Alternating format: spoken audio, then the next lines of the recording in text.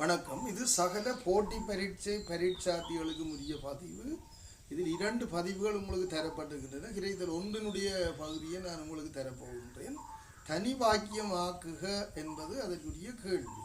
அப்போ உங்களுக்கு எஸ்எல்ஏஎஸ் ஓப்பன்காரருக்கு தனி வாக்கியம், அதன் பிறகு தடித்த எழுத்தின் விளக்கம் 2 விடயங்கள் இருக்கின்றது. இது ஆரம்ப பயிற்சி என்பதால் தனி வாக்கியமாக மட்டும் எழுதுகிறேன்.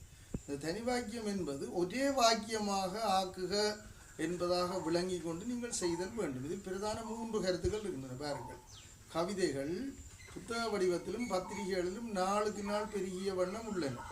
கவிதைகளின் பெருக்கத்துக்கு ஏற்ப விமர்சனங்களும் எழுந்த வண்ணம் உள்ளன.